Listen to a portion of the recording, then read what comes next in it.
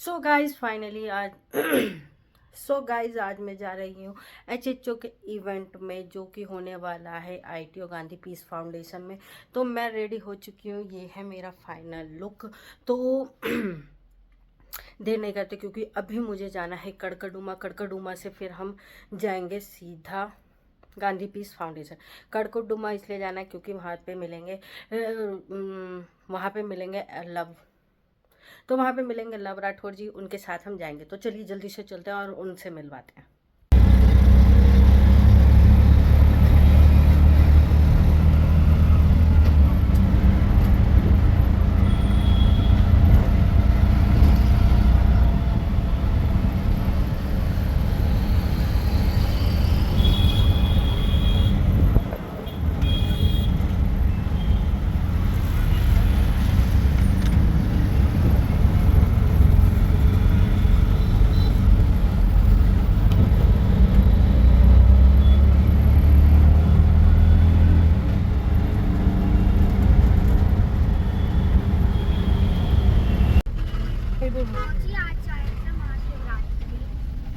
नहीं बेटा, आज महाशिवरात्रि नहीं है, महाशिवरात्रि 26 की है। सो दर्श, कहाँ जा रहे हो तुम? सो गाइस, इसे पता नहीं है ये कहाँ जा रहा है, तो आप लोगों के लिए भी सरप्राइज छोड़ देते कि हम कहाँ जा रहे हैं। कहीं तो हम जा रहे हैं एचएचओ के सेमिनार पे जो होने वाला है आईटीओ गांधी पीस फाउंडेशन में। तो कोई नहीं, बता देते हैं हम अपने फॉलोअर्स को, जो है हम अपनी फैमिली को ज़्यादा सस्पेंस में नहीं छोड़ते हैं। तो हम जा रहे हैं वहाँ पे, तो वहाँ पर क्या होगा वो हम आपको लाइव दिखाएंगे, वहीं पे आके जाके बताएंगे। पहले से ये चीज़ हम नहीं बता रहे कि वहाँ पे क्या क्या होने वाला है। वहाँ पे होने वाला है बहुत सारा मस्ती, बहुत सारे अवार्ड्स डिस्ट्रीब्यूट किए जाएंगे, बहुत सारा खाना भी होगा। और कौन कौन जा रहा है अब मैं आपको ये मिलवा देती हूँ। मैं जा रही हूँ, मेरा नाम है पल्लवी चौहान, ये दर्श राठौर, ये मिस्टर अनुज सिंह, और सबसे मेन पर्सनैलिटी जो है ये है, क्या नाम है इनका, नाम है एलसी राठौर। तो क्या कहना चाहेंगे आप? अगर आपको एलसी की फुल फॉर्म पता है तो कमेंट में बता देना। तो गाइस, मैं फिलहाल चला रहा हूँ गाड़ी, तो मैं यहीं से शुरुआत करता हूँ, ठीक है। अपना इंट्रो मैं दूंगा बाद में। तो हम निकल चुके हैं पीर बिहार की रेड लाइट से। वैसे तो हम जा सकते थे लक्ष्मी नगर की तरफ से भी, पर वहाँ जाम दिख रहा है और यहीं से देखने में जो है भीड़ ज़्यादा लग रही है। तो हमने लिया है ये नाले वाला रोड जो कि सीधा निकलेगा शास्त्री नगर पे। तो इससे जो है हमारा रास्ता भी बच जाएगा और हम जल्दी भी पहुंच जाएंगे और टाइम भी बच जाएगा। तो मेरा नाम है लव राठौर और आप देख रहे हैं पिरानवी हेल्थ केयर चैनल को। तो हम लोग जा रहे हैं, हम 4 लोग जा रहे हैं। कहाँ जा रहे हैं? एक इवेंट में जा रहे हैं। तो इवेंट का तो डिटेल इन्होंने बता ही दिया आपको। तो वहाँ पे हमें जो है इन्वाइट किया गया है एज अ। तो हेलो गाइस, कैसे हैं आप सभी? मैं लव राठौर स्वागत करता हूं आपका संडे व्लॉग में। तो आज हम जा रहे हैं एक इवेंट में जहां पर हमें इनवाइट किया गया एज अ अवॉर्डी। और अवार्ड के अलावा भी जो है वहां पे बहुत कुछ होगा, वो आपको देखने में मजा आएगा। वहीं पे इतना बातों में शायद मजा ना आए, वहीं देखने में आएगा। तो मैं आपका सस्पेंस या फिर ये क्योंकि एक्साइटमेंट जो है बनी रहने देना चाहता हूँ। तो वहाँ जाकर मैं आपको पूरा जो है इवेंट में क्या क्या होगा उसका डिटेल थोड़ा थोड़ा जो है सब कुछ उसमें जो है वीडियो में आपको मिल जाएगा। तो फिलहाल मैं निकल चुका हूँ अपनी गाड़ी नेक्सॉन से 4 लोगों के साथ। ये है मेरे साथ पल्लवी, ये है पल्लवी, पीछे बैठा है दर्श, और इसके साथ और इधर की तरफ है ये अनुज। तो हम 4 लोग जा रहे हैं इवेंट में। तो हम जा रहे हैं फिलहाल लक्ष्मी नगर की तरफ से भी हम जा सकते थे क्योंकि कड़कड़डुमा से सीधा हमें पड़ता है फिर जा लक्ष्मी नगर होते हुए। बट मैंने जो है ये नाले वाला रोड लिया जो कि सीधा निकलता है शास्त्री नगर की तरफ। और इस रास्ते पे जाने का एक फ़ायदा ये है कि इस पे जाम कम मिलता है और ये जो है बिल्कुल सीधा रास्ता होता है। इस पर रेड लाइट भी जो है बहुत छोटे टाइम की होती है। तो चलिए आगे मैं आपको दिखाता हूँ, थोड़ा सा रास्ता भी दिखाता हूँ। चलिए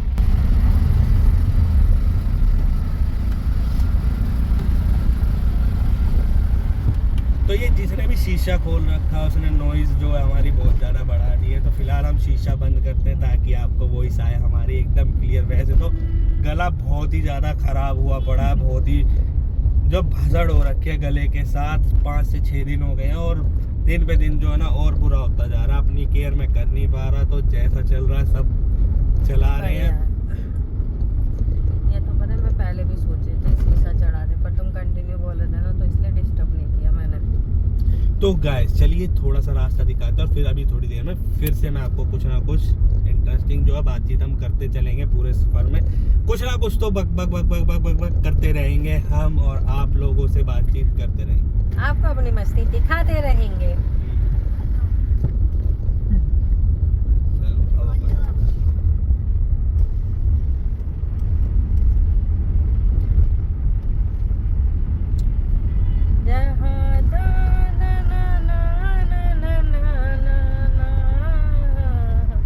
खोल के रख दो बेटा। मुझे तो ये भी समझ आया, इससे फॉलोवर्स गेन्स होते हैं, और जिसका चैनल मोनेटाइज होता है मोनेटाइजेशन भी ऑन कर दो, तो मतलब कंटिन्यू चल के शायद पैसे भी आते, पता नहीं। अभी ज़्यादा मुझे स्क्रीन कास्ट का समझ नहीं आया, पर इसके लिए एक लाइव ऐप है ना, डाउनलोड करनी पड़ेगी। और वो वहाँ से जब हम लाइव वो ब्रॉडकास्ट होता है ना, वो खोल के कुछ कॉपी करके लिंक वगैरह वहाँ पेस्ट करके जब चलाना होता है। पर अब इसमें यह है कि वो फ़ोन ऐसे ही रखना होता है चलाकर, या फिर बंद कर सकते हैं बस, पता चले फ़ोन तो यूँ ही अपनी।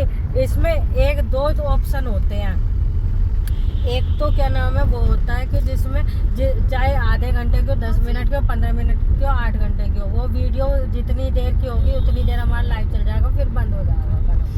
आपको एक आइडिया दूँ? हाँ बता। मतलब आपके 100 सब्सक्राइबर हो जाए ना, हाँ। तो ना अपना अपनी एक उसकी मेंबरशिप निकालना है, 29 करके मुझे तो मैं ऐसे ना उन मेंबरशिप देख सकते हैं। अच्छा, जो एक्चुअल का ज्ञान है वो वहाँ जब मेंबरशिप लेके देखो, नहीं तो बाकी ऐसे ही है। नहीं, जो हम करते हैं फालतू बनती जो वीडियो से कट कर देते हैं वो। अच्छा,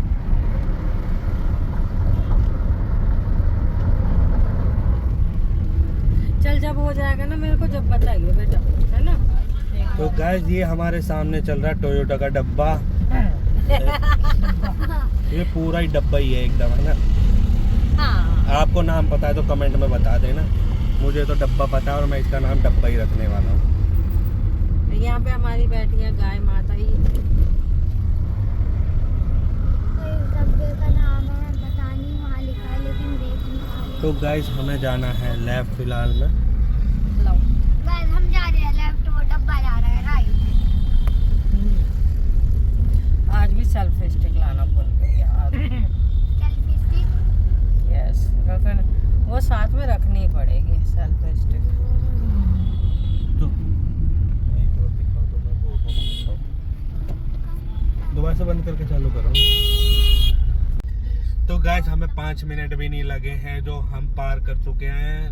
ये लगा लो कि अब ITO पहुंचने में यहाँ से मुश्किल से 5 मिनट हमें लगने वाला है। तो 5 मिनट से भी कम जो है हम लक्ष्मी नगर क्रॉस कर चुके हैं इस वाले रास्ते से। आप आगे रास्ते में देखिए, दिखाता हूँ रास्ता जो है। हम यहाँ से जरा सी देर में जो है ITO की तरफ जो है रोड पे मिल जाएंगे। तो गाइस जब भी आपको ITO जाना हो और क्या नाम है रास्ता कड़कड़डूमा से जा रहे हो तो यही वाला रास्ता अपनाइएगा, क्योंकि इससे आप बहुत जल्दी पहुंच जाएंगे और जाम फ्री रास्ते से पहुंचेंगे। नहीं तो आपको अगर लक्ष्मी नगर वाले रूट से जाओगे तो वहाँ पे कितनी सारी रेड लाइट्स मिल जाएंगी, निर्माण विहार, प्रीत विहार की, और जाम भी वहाँ पे बहुत ज़्यादा रहता है। तो वहाँ पे आप आधे घंटे में पहुँचोगे तो यहाँ से 10 मिनट में पहुँच जाओगे। और जो दिल्ली में रहने वाले हैं तो उन्हें तो भाई साहब बताने से ज़्यादा तो वो कमेंट में ये कर देंगे हमें बता रहा है। हाँ, हम तो रोज़ के जाम में चलने वाले हैं, हमें सब पता है। बट जिन लोगों को नहीं पता उनके लिए ये जो है इंफॉर्मेटिव हो सकता है।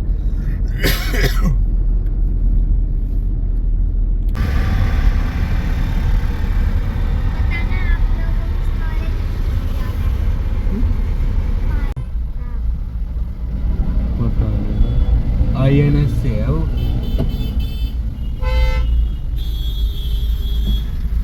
देखो भाई साहब, आ गया पानी का।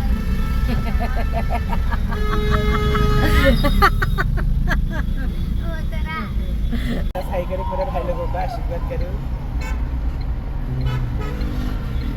जान फोटो में दे जा। फ्लैश तो बंद कर दो। दे दो भैया फोटो कुछ खुशी से। है कुछ? हाँ दादू जुकाम हो ना तगड़ी घसड़।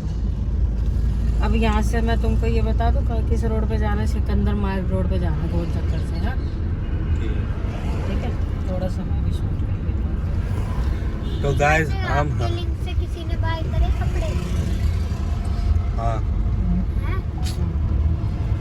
सिकंदर वापस घूमना है ना पहले तो मैं। और पापा आपके लिंक से बहुत लोग तो जो आपके लिंक आप लोगों के गाय को किसी ने आईफोन 16 चला जा सुअर के सोचो आपके लिंक से किसी ने और नहीं और मजा आ आईफोन खरीद लिया। आपको 10% शेयर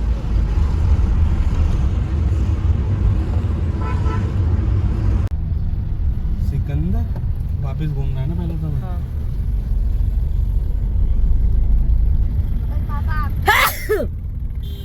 और पापा आपके लिंक से बहुत लोग सोचो आपके लिंक आप लोगों के लिंक गाय से को- किसी ने आईफोन 16 चला जा सुअर के खरीद लिया। ये सोचो आपके लिंक से किसी ने और नहीं वो और मजा आ आईफोन खरीद लिया।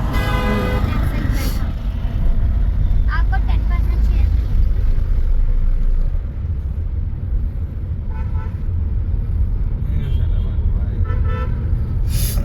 क्या हुआ मौसी DJI ने रिजेक्ट कर दिया हैं? अभी जब वीडियो बन रही हो ना, जब शांत हो जाएगा फिर पूछ लियो, जब बात करेंगे ना। ठीक है।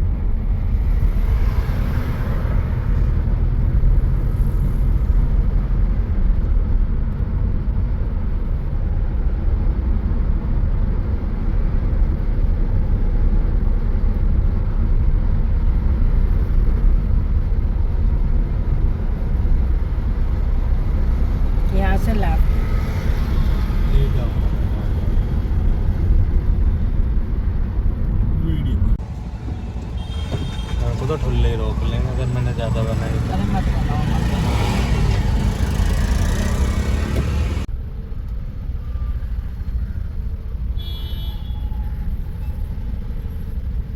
मेरे को तो ठुल्ले ही रोक लेंगे अगर मैंने ज़्यादा बनाई। अरे मत बनाओ मत बनाओ।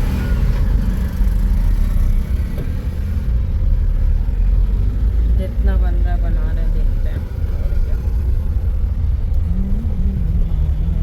वो जो काला बैग नहीं लिया था हमने नाले में सेल्फी स्टिक वही बाहर रखूंगी, वही लेके जाया करूँगी। सामान होना चाहिए सेल्फी स्टिक वगैरह नहीं। इस डैश कैम को ऐसे छुपाऊंगा कि इसे जरूरत ही ना पड़े, यहाँ दिखते ही ना। क्यों?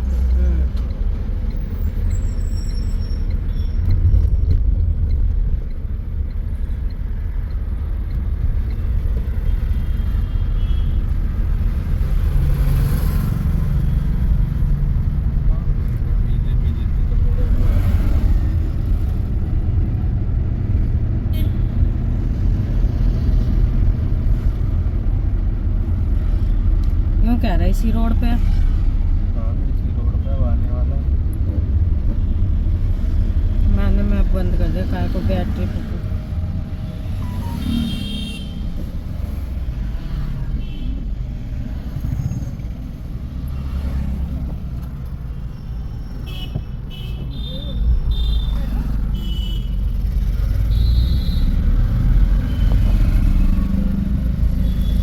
यहाँ पे चाय वाय भी तो पी के हमने। चाय की टपरी चलो ले लो अंदर। ये तो सुअर ही है घूम रहा भी। तो गाइस हम पहुंच चुके हैं, अपनी गाड़ी पार्क कर दी है। तो एक जो काम उन लड़कियों का रह जाता बाकी, तो वो होना बाकी है, तो वही बस हो रहा है। देखिए तो यहाँ चल रहा है मेकअप और हम कर रहे हैं। तो ये है दर्श, ये भी तैयारी कर रहा है, इसका नाड़ा खोला हुआ है, नाड़े का थोड़ा सा ढीला लग रहा है। तो ये अपनी गाड़ी यहाँ पे पार्क हो चुकी है। तो ये सामने जो रेड बिल्डिंग ये है गांधी पीस फाउंडेशन। तो ये इसी में जो हमारा इवेंट है। तो गाइस ये देखो कोई हमारी गाड़ी को रगड़ के चला गया यहाँ से गंदी तरीके से। तो ये देख रहे हो गाइस कैसे कैसे लकटिया लोग हैं। ये मार के चला गया। तो फाइनली हम पहुंच चुके हैं अपनी डेस्टिनेशन पर। फिलहाल हम जो है वेट कर रहे हैं। हमारे साथ जो मॉडल आई है उनकी जो है अभी मॉडल ये हो रही है तैयार। इन्हें ज़रूरत पड़ रही है मेकअप की और हमें देखिए लगता है कहीं से मेकअप की ज़रूरत है। नेचुरल ब्यूटी है। नाड़ा। क्या बंद करना है? अरे नाड़ा बांध दो। नाड़ा बांध देंगे। चलो अभी बांध देंगे नाड़ा। तो फिलहाल थोड़ी सी बात कर लेते हैं। हाँ तो ये जो लास्ट मोमेंट पे जो है ना ये तैयार हुआ कि मैं भी चलूँगा। तो इस लास्ट मोमेंट पे तैयार होता। उससे पहले ना एकदम फ्री रह के पता नहीं ये तो फ़ोन में लगा रहेगा, गेम खेलता रहेगा। फोन तो इनके पास था, झूठ हो ही रहा है। हाँ आज फ़ोन मेरे पास था इसलिए फिर भी ये तैयार तो हुआ नहीं है ना। तो ये जो है लास्ट मोमेंट में कहा मैं भी चलूँ। हाँ लास्ट टाइम पे इनने मुझसे कहा कि मैं भी चलूँगा। तो इसको भी लास्ट मोमेंट में जो हम साथ लेकर आए हैं। हालांकि फिक्स था इसका भी आना पर इसके जो यहाँ रख के बात करते हैं। हाँ थोड़ा सा नीचे और थोड़ा सा ज़्यादा ऊंचा होगा। तो गाइस हाँ। हम बैठ चुके हैं नीचे। तो इसका प्लान फिक्स था पर जैसी इसकी हरकतें लग रही थी ना ये नहाया नहीं, तैयार नहीं हुआ, कुछ नहीं किया। तो मुझे लगा शायद ये जाना नहीं चाहता इसलिए जो बहाने बना रहा। बट लास्ट मोमेंट में इसने भी कह दिया मैं भी चल रहा हूँ। तो मैं इसे भी लेकर आ गया। तो चलो हाँ इसको नींद आ रही है। तो दोस्तों पीओपी हो चुकी है, मेकअप पूरा हो चुका है। तो उसके बाद देखिए किस तरह की लुक निकल के आई है। तो हम चल रहे हैं अब गाड़ी को छोड़ के। जो है हमारी हीरोइन तैयार हो चुकी है। तो अब ये अपना व्लॉग कर रहा है और ये अपना व्लॉग कर रही है। तो गाइस रंगना रंगूना सब कुछ हो चुका है। मेकअप शेकअप पीओपी वीओपी जो भी आप कहो, फाउंडेशन मुझे इतना डिटेल में पता नहीं है बट अपना हो चुका है। तो कुछ इस तरह की जो लुक आई है। चद्दर वाली ड्रेस आपको कैसी लग रही है तो कमेंट में ज़रूर बताना। बट ये प्यारी सी लग रही है, क्यूट गुड़िया सी लग रही है एकदम। वाह तो थोड़ा मस्ती मजाक भी होना चाहिए। चद्दर नहीं है फिलहाल। ड्रेस ना बहुत ही अच्छी है, बहुत अच्छी। आई थिंक इवेंट शुरू हो चुका और हम थोड़े से लेट हो गए आने में। चलो बात कोई बात नहीं। और एक MS धोनी मूवी देखी है सबने, उसमें मुझे सरदार जी उनको अप्रोच लगता है कि मैं अपनी स्विमिंग ऐड कर ली है। और इनकी कोचिंग स्विमिंग इंटरनेशनल स्विमर है हमारे देश के और एक बहुत ही बेहतरीन कोच है। जो नई टेक्निक्स होती हैं विदेशों में उनको सीख के हमारे 2 साल पहले यहाँ पे आया हुआ है। वैगनार से ही तो आया था। तो गाइस रंगना रंगूना सब कुछ हो चुका है। मेकअप शेकअप पीओपी वीओपी जो भी आप फाउंडेशन पता नहीं है बट अपना हो चुका है। तो इस तरह की जो ये चद्दर वाली ड्रेस आपको कैसी लग रही है तो कमेंट में जरूर। अच्छी नहीं लग रही बट ये प्यारी सी लग रही है, क्यूट गुड़िया सी लग रही है एकदम। वाह ड्रेस की तो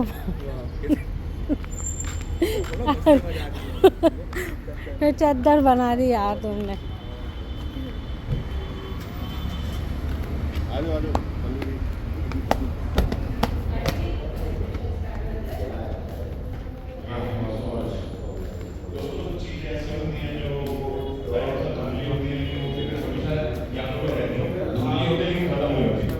तो मैं बुलाना चाहूंगा हमारे प्रिय मित्र जितेंद्र टोकस जी को।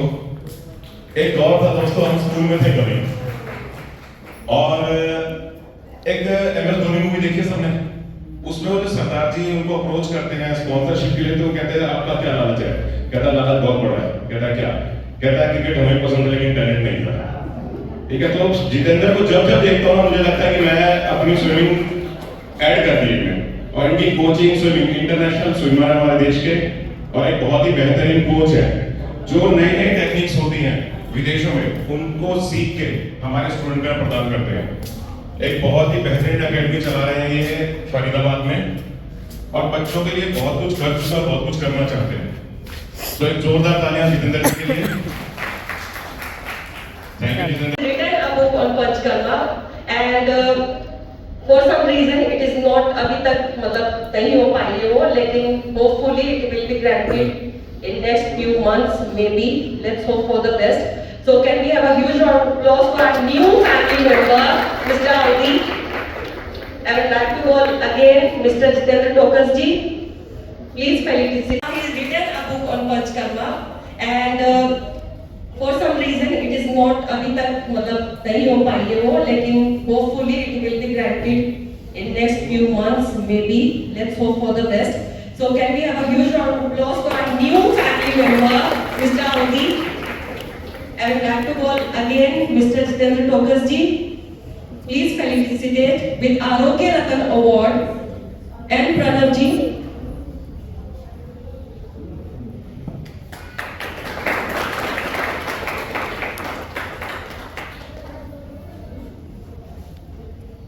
आप भी जानते हैं ये फ्लाइट लेके आना सबके लिए possible African and 50% Hindu. Well, in my family, I was born in ISKCON family, Hare Krishna Hare. So, I was trained as a priest, performing pujas for all our Hindu communities, opening of factory, marriage ceremony. So, aside. But it's really a great opportunity for us. Thank you so much, Audi, for joining us today. And really, it's a great honor because अच्छा लगता है कि कोई आयुर्वेदा पढ़ा रहा है Europe के अंदर. And what did he say? Just I want to listen from him again. What did he say? 50% African and 50% Hindu.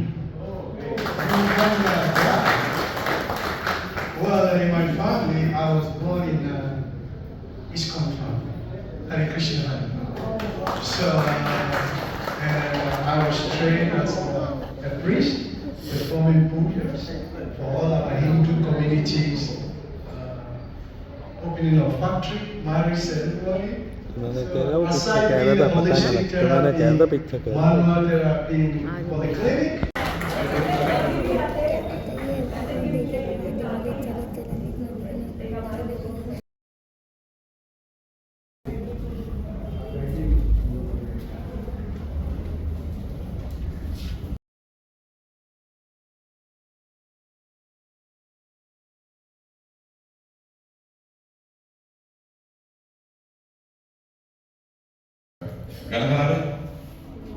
Hello, बताता हूँ। पल्लवी चौहान ईस्ट दिल्ली से हैं और बहुत ही बेहतरीन ना ये खुद थेरेपी करके पूरी फैमिली थेरेपिस्ट है।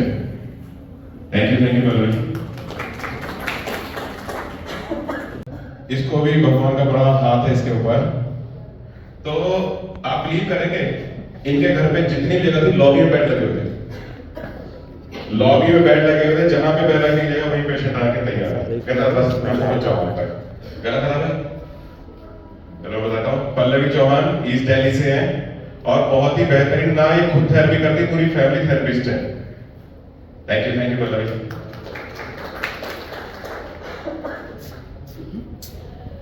पता होना चाहिए इस बारे में। जो पुराने मेंबर्स हैं वो बड़े अच्छे से जानते हैं, लेकिन जो न्यू मेंबर्स हैं मैं चाहती हूँ उनको भी थोड़ा सा इसका पता चले कि किस तरीके से एचएचओ की शुरुआत हुई।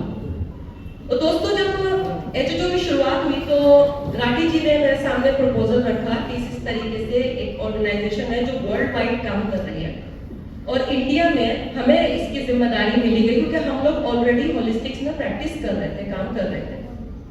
तो ये प्रपोजल मेरे सामने आया, राठी जी बोलने लगे कि शाइस्ता क्या करना चाहिए, हाँ करें, शुरू करें इंडिया में, क्योंकि इंडिया में एचएचओ को पहले एस्टेब्लिश नहीं किया गया था, वर्ल्ड वाइड काम कर रहे थे। तो मैं भी सोचने लगी, रीजन क्या था मेरे सोचने का कि पहले हम लोग एक और सेंटर के लिए काम किया करते थे, बल्कि साथ में ही काम किया करते थे और वहाँ पे एक और टीचर थे जो हमारे थर्ड पार्टनर हुआ करते थे। He was very nice of course. तो जब राठी जी ने ये प्रपोजल उनके सामने रखा, ही फील्स रियली ऑफेंडेड कि ऐसे कैसे, मतलब अलग से कैसे स्टार्ट कर दो। हमें लगा था कि इनकरेज करेंगे, बट वो थोड़ा सा ऑफेंडेड फील करने लगे कि नहीं, मतलब अलग कर रहे हो क्या, अलग हो रहे हो क्या। तो राठी जी ने एक बात बोली कि मैं दोनों को साथ में लेके चलूंगा, जो आपका सेंटर है उसको भी, और जो एचएचओ हम लोग इंडिया में स्टार्ट कर रहे हैं उसको भी, और हमें आपका सपोर्ट चाहिए। ऑफकोर्स हम लोग कई साल से उनके सेंटर को सपोर्ट कर रहे थे, चाहे कोई सोशल मीडिया हो, फेसबुक हो, इंस्टाग्राम तब तक शायद इतना हाइट में नहीं आया था, बट जितने भी मेरे स्टेटस थे, मेरा फेसबुक था, वो पोस्ट से भरा हुआ था। क्योंकि जब आप किसी के साथ काम करो तो दिल से करोगे, आप ऐसा दिखावे के लिए नहीं करोगे, जैसे कि आप सब हमारे साथ जुड़े हुए। तो यहाँ से थोड़े से डिस्प्यूट शुरू हुए और एचएचओ की शुरुआत भी वहीं से शुरू हुई। तो ऑफकोर्स ये बातें थोड़ी सी बढ़ी जब यही बात स्वर्गीय श्री जीमनी महाजन सर के सामने रखी गई, अप्पा मूर्ति मोनत्यार से, तो उन्होंने दोनों हाथ फैला के वेलकम किया, ये बेटा करो, मैं तुम्हारे साथ। चाहते तो वो भी ऑफेंडेड फील कर सकते थे कि नहीं भाई अलग से कैसे कर लो, बट उनका ऐसा नेचर था ही नहीं। और मेरे को क्योंकि वो अपनी बेटी मानते थे, हमेशा बच्ची की तरह प्यार थे, तो उन्होंने कहा कि करो। और ये एक गुरु का और एक पिता का उन्होंने फर्ज निभाया उस वक्त। चाहते तो वो भी कह सकते थे कि नहीं भाई मेरा अपना आएगा तो महिमा एक फंक्शन चला रहा हूँ, मैं तुम्हें कुछ सपोर्ट करूँ, बट ये एक विद्वान की और एक ज्ञानी इंसान की पहचान होती है कि उन्होंने इस बात को बिल्कुल साइड में करके हम लोगों के साथ खड़े हुए। पहला सेमिनार इसी जगह पे हुआ था हमारा, जहाँ पे स्वर्गीय श्री जीमनी वाजगम सर को श्री गुरु सम्मान से फेलिसिटेट किया गया था उनको। और इस बात में भी काफी, मुझे पता नहीं क्यों ऐसा लग रहा था कि एचएचओ नहीं बन रही है, कोई पॉलिटिकल पार्टी का गठन हो रहा है, जो इतनी कॉन्स्पिरेसी क्यों हो रही है यार इसके ऊपर। और जो थर्ड पर्सन हमारे पार्टनर हुआ करते थे, उन्होंने साफ मना कर दिया कि ना तो मैं आपको किसी सोशल मीडिया पे सपोर्ट करूंगा, ना मैं कोई स्टेटस लगाऊंगा। हालांकि हमने उनको एक अपने डेजिग्नेशन भी दी थी कि आप इस डेजिग्नेशन पे रहने वाले, जो टॉप डेजिग्नेशन थी हमारे यहाँ, हमने वो उन्हें दी थी। उसके बावजूद भी कोई बड़प्पन ना दिखाते हुए उन्होंने साफ मना कर दिया। और वहां पे कहीं ना कहीं राठी जी भी बहुत बिल्कुल एक उदास हो गए थे कि हमने तो अपनी जिंदगी के इतने साल बिल्कुल लगा दिए, एक तरफा लगा दिया हमने, बिना ये सोचे कि हम अपना कुछ ग्रोथ करेंगे नहीं। लेकिन एक वो दिल दुखने वाली बात थी और वहां पे कुछ चीजें एंड हो गई। मैं उनके लिए बहुत बहुत शुभकामनाएं देना चाहूंगी, जो हमारे टीचर थे और वो अब अलग कहीं तो पढ़ा रहे हैं, और मैं यही दुआ करूंगी कि वो भी ग्रो करें जैसे हम लोगों ने ग्रो किया। बट उन्होंने एक लाइन बोली थी जो मैं आप सबके साथ शेयर करना चाहूंगी कि ऑर्गेनाइजेशन बना तो ली है, अब चला के दिखाना। चल भी गई, उसका परमात्मा का बड़ा करम है, और चली ऐसे क्या पूरी दुनिया में एचएचओ का नाम है, और हर कंट्री में मैं आपको अपने मेंबर्स के नाम गिनवा सकती हूँ जो वहाँ पे होलिस्टिक हीलिंग और एचएचओ को प्रमोट कर रहे हैं, सपोर्ट कर रहे हैं, और हम उन्हें यहाँ इंडिया में सपोर्ट कर रहे हैं। तो मोरल ऑफ द स्टोरी क्या है भाई, एक तो कोई भी इंसान अगर आपके पास ये कह रहा है ना कि मुझे आपका साथ चाहिए, मैं ये नया काम स्टार्ट कर रहा हूँ, तो उसे डिमोरलाइज मत कीजिए, उसका साथ दीजिए, उसको कहिए कि मैं तुम्हारे साथ, क्योंकि हम सब अपनी अपनी, हमारे सबके अपने अपने सेंटर है। अमन है, अमन दिशा हेल्थ केयर चलाता है। अगर कल को उसने दिशा हेल्थ केयर स्टार्ट किया तो उसने मुझे सबसे पहले लोगो भेजा कि अभी मैं ऐसे ऐसे करके, तो क्या मैं जलूं उससे कि नहीं भाई तू ऐसे कैसे अलग हो गया, तो एचएचओ के लिए काम करता है? नहीं, ये जो एक सेल्फिशनेस है ना, ये नहीं, सेल्फलेसनेस होनी चाहिए हमारे अंदर कि हम अपने को छोड़ के पहले दूसरे की कामयाबी के लिए सोचें। इसलिए जब भी हम लोग बोलते हैं ना कि एचएचओ, तो मेरी नहीं है भाई, मैं हिस्सा हूँ, राठी जी की भी नहीं है, वो भी एक हिस्सा है, हमारी है।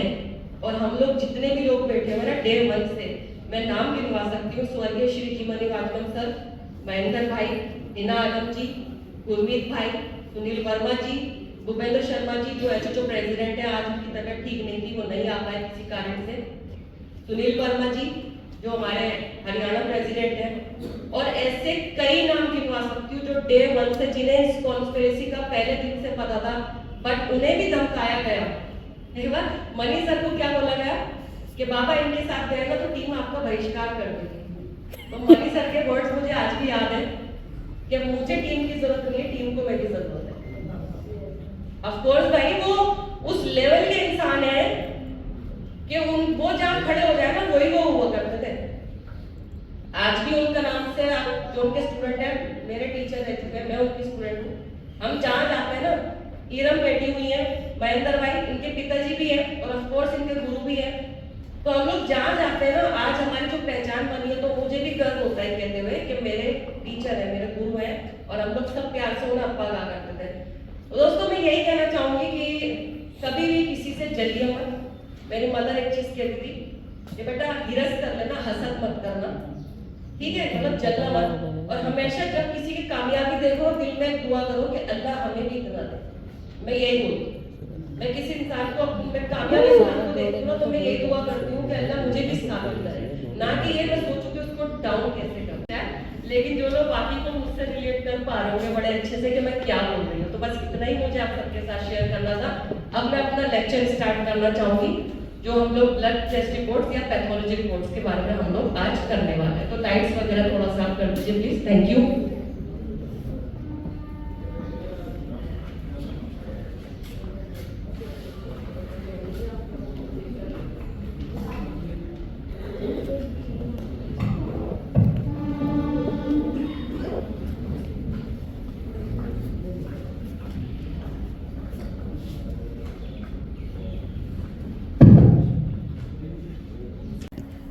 देखिए पैथोलॉजी रेडियोलॉजी दो भागों में विभाजित होती है। पैथोलॉजी में सारा क्या क्या आता है, खून, बलगम, यूरिन, स्टूल, ये जितनी भी चीजें हैं वो किस में आती हैं, पैथोलॉजी के अंदर। और जितने भी हमारे एमआरआई, सीटी स्कैन, एक्सरे, ये किस में आते हैं, रेडियोलॉजी के अंदर। मैं कोशिश करूंगी कम समय में आपको ज्यादा अच्छे से और बिल्कुल क्लियरली समझा पाऊं, क्योंकि आज का हमारा मोटिव यही है कि जितने भी थेरेपिस्ट और होलिस्टिक हीलर्स हमारे साथ मौजूद हैं वो सीख सके, प्लस हमारी कोशिश रहती है कि एक आम इंसान भी जिसको रिपोर्ट देखनी नहीं आती वो समझ सके।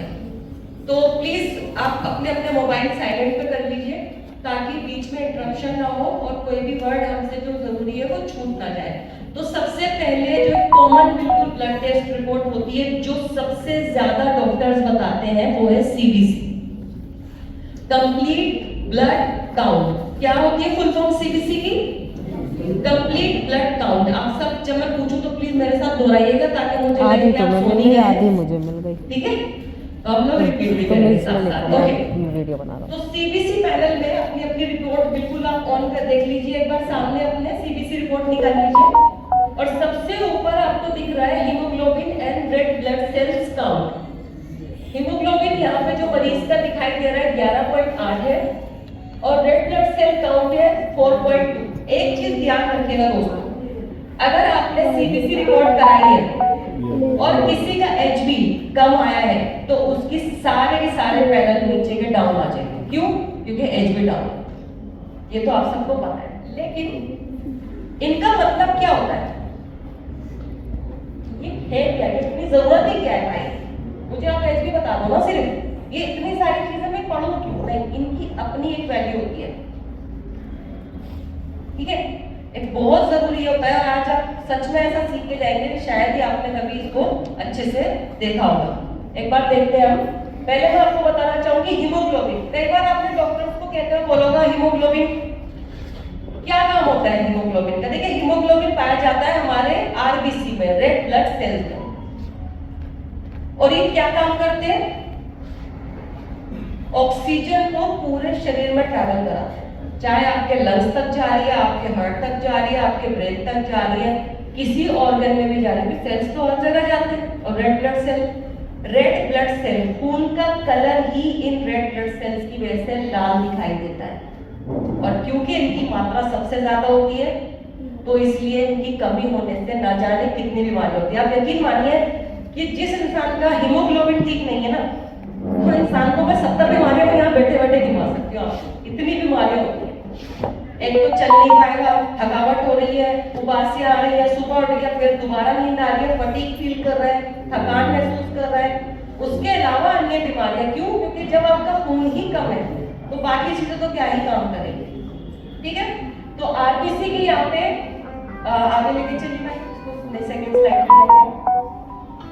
नॉर्मल वैल्यू ऑफ आरबीसी कितनी होती है मेल में? 4.5 to 6 मिलियन पर mm3 और फीमेल में 4.2 to 5.4 मिलियन पर mm3। ये इसका नापने का होता है, आप कंफ्यूज नहीं होंगे। आप किस पे ध्यान देंगे? किस वैल्यू पे ध्यान देंगे, ठीक है। अब नॉर्मल वैल्यू ऑफ आरबीसी आपने सीख ली। अब हम बात करेंगे नॉर्मल वैल्यू ऑफ हीमोग्लोबिन। तो मेल के अंदर होता है 13.5 to 17 ग्राम पर डेसीलीटर। अगर कभी रिपोर्ट ऊपर नीचे हो और हीमोग्लोबिन का जो वैल्यू है ऊपर नीचे आए तो परेशान मत होइएगा। कुछ लैब 16 काउंट करके चलते हैं, कुछ लैब 17 तक ले जाते हैं, कुछ लैब 12-13 तक ले जाते हैं। आपको क्या देखना है कि इसके अंदर अंदर मरीज का हीमोग्लोबिन आ रहा है या नहीं, बस आपको ये देखना, ठीक है। उसके बाद अगर लो आरबीसी है, हीमोग्लोबिन है, तो क्या होगा? एनीमिया। बड़ी कॉमन बीमारी है एनीमिया, खून की कमी, हम सभी जानते हैं, क्योंकि रेड ब्लड सेल्स भी कम है। आप देख सकते हैं जिसका नॉर्मल है हीमोग्लोबिन उसका हाथ लाल रंग का दिखाई दे रहा है, और जिसको एनीमिया है उसका हाथ पीले रंग का। शक्ल और इंसान का शरीर पीला पड़ जाता है जिनको खून की कमी होती है। और अगर यही आरबीसी या हीमोग्लोबिन बढ़ जाए तो उसे हम कहते हैं पॉलीसाइथीमिया। क्या कहते हैं? पॉलीसाइथीमिया। तो पॉलीसाइथीमिया में कुछ हथेलियां ऐसी हो जाती है। एक तो देखिए जिनका खून अच्छा होता है ना शरीर में, आप देखेंगे उनका हाथ अलग ही चेहरे पर हाथ हथेलियों में खून झलकता है। लेकिन जब एक्सेस हो जाता है तो बिल्कुल ही इस तरह की बीमारी होती है जिसे हम कहते हैं पॉलीसाइथीमिया। इसलिए कहते हैं जिनका अच्छा एचपी है रक्तदान करो, रक्तदान महादान। आगे बढ़ेंगे। अगला है हमारा, आपने टेस्ट रिपोर्ट में देखिए सीबीसी में आपको हिमेटोक्रिट या पीसीवी दिखाई दे रहा है आपकी रिपोर्ट में, ठीक है। अब बात करते हैं हिमेटोक्रिट या packed cells volume. Packed cells volume, एक मिनट,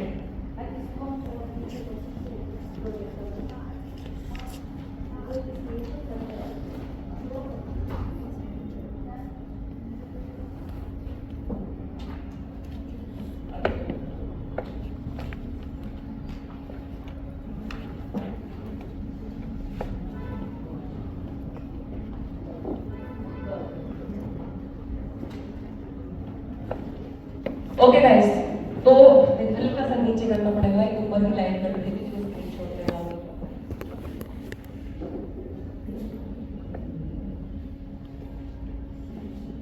इतना कर दीजिए अगर हो सकता है तो।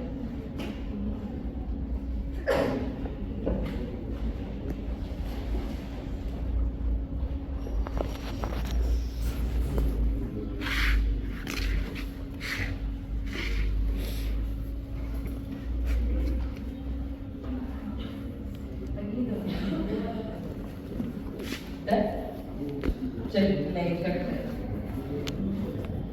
कोई है क्या कोई और जो सही कर सके?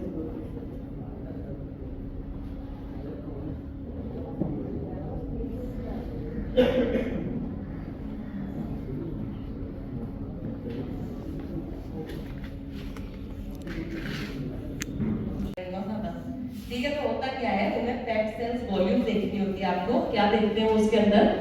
नॉर्मल वैल्यू होती है मेल में 40 to 54% और फीमेल में 36 से 48%। तो उन्हें क्या देखना होता है? आपका हिमेटोक्रिट देखना होता है। एक बार ध्यान दीजिए इस पिक्चर की तरफ। ऊपर आपको जो येलो कलर का दिखाई दे रहा है दैट इज प्लाज्मा। फिर हल्का सा बीच में जो आपको लाइन दिख रही है ये है हमारा बफी कोट, जिसमें ल्यूकोसाइट्स और प्लेटलेट्स वगैरह होते हैं, जब डेंगू में काम आते हैं। और नीचे सबसे पहले नीचे आपको दिख रहा है red blood cell that is called haematocrit, ठीक है। तो हम इसको बोलते हैं पैक्ड सेल्स वॉल्यूम। तो अगर ये लो जाती है तो इंसान को होता है anaemia, blood loss and over hydration की वजह से। किस वजह से जाती है? अगर इंसान को एनीमिया है, उसे ब्लड लॉस हो गया किसी कारण से, या ओवर हाइड्रेशन, बहुत ज्यादा पानी पीता है, तो लो चली जाएगी, ठीक है। हाई किस कंडीशन में होगी? डिहाइड्रेशन, अगर पानी कम पीता है, लंग डिजीज है या पॉलीसाइथीमिया है, ठीक है, बहुत ज्यादा हीमोग्लोबिन बढ़ा हुआ है, तो फिर ये हाई चली जाती है। आगे बढ़ेंगे। मीन कॉर्पस्कुलर वॉल्यूम बहुत जरूरी है, ध्यान से सुनिए। एमसीवी अपनी रिपोर्ट में चेक कीजिए कि आपको एमसीवी दिखाई दे रहा है? थोड़ा ऊपर नीचे हो सकता है बट होगा। Okay, MCV indicates the average size of red blood sales. आपके जो रेड ब्लड सेल्स है उनका साइज क्या है? देखिए सेल्स कभी भी एक साइज के नहीं होते, अलग अलग साइज के होते हैं। यहाँ पे साइज ही मेजर किया जा रहा है। तो नॉर्मल वैल्यू 80 to 100 फेम्टोलीटर होनी चाहिए। हाई MCV, इसको हम बोलते हैं मैक्रोसाइटोसिस। मैक्रो का मतलब होता है बड़ा हुआ, मैक्रो का मतलब होता है बड़ा हुआ। तो जहां पे MCV हाई होगा वहां होगा मैक्रोसाइटोसिस। कब होता है ये? या तो vitamin B12, folic acid deficiency है, कमी है, तो आपका क्या होगा? मीन कॉर्पस्कुलर वॉल्यूम जो है आपका हाई आएगा, बड़ा हुआ आएगा। लेकिन अगर लो आ रहा है तो हम उसको बोलेंगे माइक्रो। इन दोनों टर्म्स को ध्यान में रखिएगा, मैक्रो बढ़ा हुआ, माइक्रो घटा हुआ, ठीक है? तो ये कब होता है? Of course iron deficiency, anaemia में या थैलेसीमिया में, ठीक है? इन दो कंडीशंस में ये लो आएगा MCV आपका। इसे हम मीन कॉर्पस्कुलर वॉल्यूम भी बोलते हैं या मीन सेल वॉल्यूम भी बोलते हैं। सेल को कॉर्पस्कुलर बोला गया है। आगे बढ़ेंगे। ओके, एक मिनट रुकिएगा। आपको यहाँ पे सेल्स के साइज दिख रहे हैं? ये है नॉर्मोसाइटिक। नॉर्मोसाइटिक मतलब नॉर्मल सेल्स। फिर आ रहा है मैक्रोसाइटिक, बड़े हुए, और यहाँ पे आ रहा है माइक्रोसाइटिक, यानी छोटे हो गए, घट गया है। ठीक, आगे बढ़ेंगे। अब है MCH। एक बार अपनी रिपोर्ट में चेक कीजिए। MCV मीन कॉर्पस्कुलर वॉल्यूम के बाद MCH आएगा, mean corpuscular haemoglobin concentration. MCSC है, सॉरी यहाँ पे C कट गया है। MCSC mean corpuscular haemoglobin concentration आपको भी रिपोर्ट में दिखाई देगा। इसको हम थोड़ा समझते हैं। तो यहाँ पे आप देख सकते, आपको सबका स्क्रीन विजिबल है क्या? ठीक है, क्योंकि मुझे सेल्स भी दिखाने हैं आपको, वरना वो रह जाएगा। तो यहाँ पे आप देख सकते हैं नॉर्मल ब्लड सेल दिखाया गया और स्फेरोसाइट्स दिखाया गया। स्फेरोसाइटोसिस टर्म कहां से निकली है? स्फेरोसाइटोसिस क्यों वर्ड यूज किया जा रहा है? जब red blood sales spherical shape के हो जाते हैं। दोबारा देखिए, यहाँ पे जो रेड ब्लड सेल है वो थोड़ा सा चपटा भी है और अंदर एक गड्ढा है, और यहाँ पे वो क्या हुआ है? बिल्कुल स्फेरिकल शेप का हो गया, चपटा हो गया, बिल्कुल ही प्लेन। तो इसको हम बोलते हैं स्फेरोसाइटोसिस। कब होता है ये? अच्छा, इसके पहले नॉर्मल वैल्यू पता कर लेते हैं। MCSC represent the concentration of haemoglobin in RBC। RBC के अंदर जो आपका हीमोग्लोबिन है उसकी कंसंट्रेशन बताता है ये चेकअप। तो अगर ये हाई है तो हेरिडिटरी स्फेरोसाइटोसिस है, यानी कि आपके जो रेड ब्लड सेल्स है वो उनका शेप बिगड़ता जा रहा है क्योंकि बढ़ गया है। और अगर ये लो है तो ये कब होगा? हाइपोक्रोमिक एनीमिया में, या commonly seen in iron deficiency anaemia, अगर लो हो रहा है। देखिए एक चीज तो आप गांठ बांध दीजिए, अगर हीमोग्लोबिन किसी का कम आया है तो ऑटोमेटिकली ये चीजें उसकी डाउन जाएंगी, क्योंकि रेड ब्लड सेल्स उसके कम है, हीमोग्लोबिन कम है, तो फिर उसके सारे टेस्ट डाउन जाएंगे। तो ये है हमारा नॉर्मल RBC और ये है हमारा हाइपोक्रोमिक RBC। आगे बढ़ेंगे।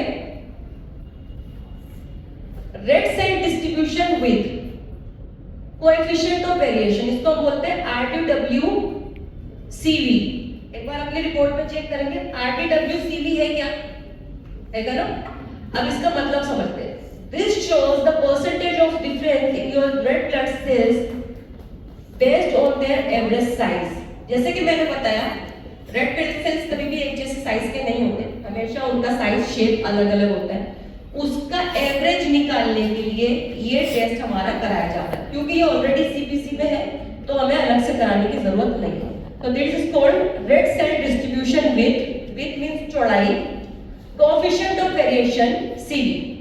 नॉर्मल वैल्यूज की आएगी 11.5 से 14.5। हाई होगा तो आपको होता है haemolytic anaemia, iron deficiency anaemia, vitamin B12 का कमी और फोलेट डेफिशिएंसी। फोलेट डॉक्टर कभी-कभी फोलेट्स आपको लिख के देते हैं हीमोग्लोबिन आयरन के साथ, वो इसीलिए देते हैं कि शायद हाउस रिपोर्ट में आपका ये जो चीज है वो बढ़ी हुई आ रही है और डॉक्टर को पता है किस तरीके से ये दिक्कत है तो वो तो लिखेंगे ही दवाई। फिर आता है लो RDWCV। अच्छा, ये जो हेल्दी होगा उसका लो आ जाएगा कभी-कभी, ठीक है, तो हमें परेशान होने की जरूरत नहीं है कि अरे काउंट चला गया तो कोई बीमारी तो नहीं है, नहीं, जो हेल्थी इंडिविजुअल्स हैं उनका ये लो आ सकता है। ठीक है, आगे बढ़ेंगे। ओके, एक आपका है RTWCV, अब आप पढ़ेंगे RTWSD। देखिए है क्या, कई बार रिपोर्ट्स में नहीं होता ये, अलग से कराया जाता है, कुछ लैब्स नहीं देती है RTWSD। आ रहा है क्या? नहीं, आप चाहे तो स्क्रीनशॉट ले सकते हैं। ठीक है, तो इसमें देखेंगे this measures the actual difference in size between your red blood cells. Actual measure, पहले वाले में जो हमारा सीवी था उसमें हम क्या कर रहे थे कि हमें साइजेस पता कर रहे थे, लेकिन यहाँ डिफरेंस, एक्चुअल डिफरेंस क्या है वो देखना चाहते हैं जब डॉक्टर्स, और ये जब बहुत ही खराब कंडीशन होती है ना मरीज की, जैसे 4-5 हीमोग्लोबिन रह जाता है, तब ये रिपोर्ट कराई जाती है, जरूरी होती है। तो इसमें नॉर्मल वैल्यू आनी चाहिए 39 से 46 फेक्टोलीटर। हाई होगा तो एनिसोसाइटोसिस होगा, both small and large RBC present. Okay, ये जो आपको पिक्चर दिखाई दे रही है ये एनिसोसाइटोसिस की ही है। क्यों है? क्योंकि इसमें आपको छोटे बड़े सारे सेल दिखाई दे रहे हैं। ठीक है, और अगर ये लो हुआ तो usually seen in healthy individuals, जो हेल्दी पर्सन होगा उसको ये लो दिखाई दे जाएगा। क्लियर है? ठीक है, आगे बढ़ेंगे। टोटल ल्यूक, अच्छा वो जो हमारा जितना भी पार्ट था ना वो हमारा, अब जो पिछले तक मैंने पढ़ाया है आपको RTWCD से, वो है हमारा जितना भी रेड ब्लड सेल का था। सेल्स 3 प्रकार के होते हैं, red blood cells, white blood cells, platelets. हमने रेड ब्लड सेल का जो पैरामीटर्स थे वो कंप्लीट कर लिया। Now we will proceed to WBC, white blood cells. ठीक है, मैं क्योंकि मुझे ऐसे देखने में चक्कर आ जाएगी।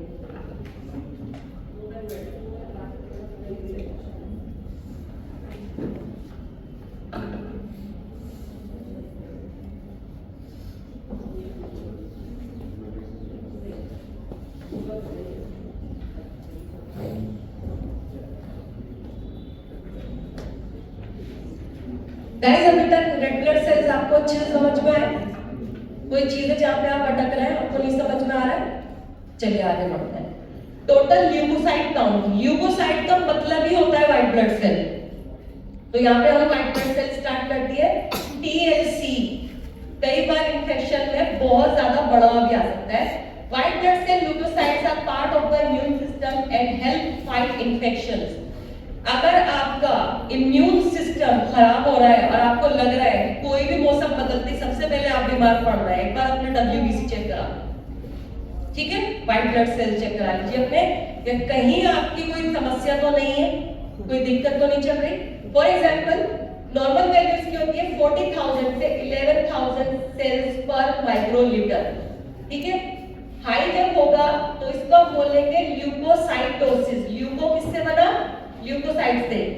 साइटोसिस, सिस आएगा तो बढ़ा हुआ है, पीनी आएगा तो घटा हुआ है। ठीक है, इन दोनों टर्म्स को याद कर लीजिए, नहीं तो अपनी आप उसमें लिख भी लीजिए अच्छे से।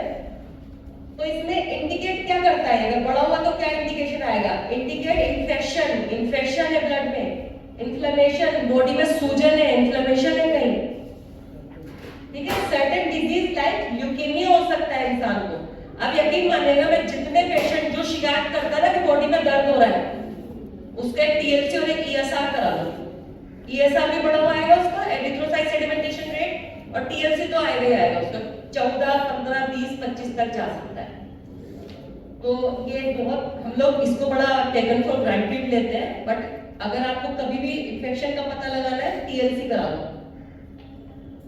ओके, लो TLC, ल्यूकोपीनिया, पीनिया लो, साइटोसिस जो हमने किया तो सिस आ गया तो हाई पे चला गया। सजेस्ट अ वीकन इम्यून सिस्टम और ब्रोकन बोन मेरो इश्यूज और डिजीजेस लाइक HIV/AIDS। ठीक है, तो अगर बोन मेरो इश्यू चल रहा है आपको तो भी इस तरीके से आपको दिक्कत आएगी।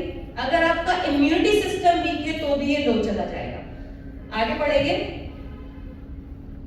बीमारी से लड़ने की क्षमता प्रदान करती है, जैसे कि कहा जाता है कि माँ का दूध शिशु के लिए सर्वोत्तम है। ऐसा क्यों कहा जाता है?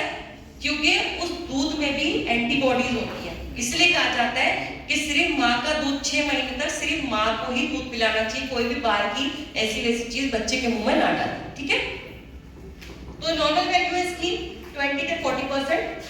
हाई होगा लिम्फोसाइटोसिस इंडिकेट बैक्टीरियल इन्फेक्शन और लो होगा lymphopenia such as viral infection autoimmune disease, ठीक है। आगे चलते हैं।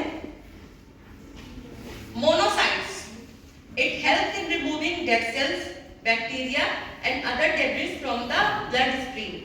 तो ब्लड स्ट्रीम के अंदर जो भी आपका कूड़ा करकट है, जो भी बेकार चीजें जो पड़ी हुई है, कौन से साफ करेगा उसको? मोनोसाइट करेंगे। नॉर्मल वैल्यू कितनी है? 2 से 8%। हाई होगा मोनोसाइटोसिस कहलाएगा।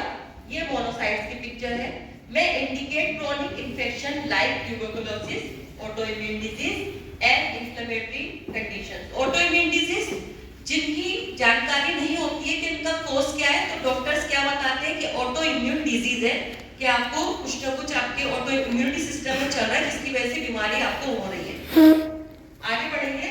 इज़नोफिल्स, it involves in fighting parasites and plays a role in allergic reactions. Okay, allergic reactions. तो अभी जो सबसे ज्यादा टाइम चल रहा है वो एलर्जिक रिएक्शंस का ही चल रहा है। आप सुन रहे हैं खांसी भी हो रही है, नजला भी हो रहा है लोगों को, ठीक है, बलगम जमा हुआ है।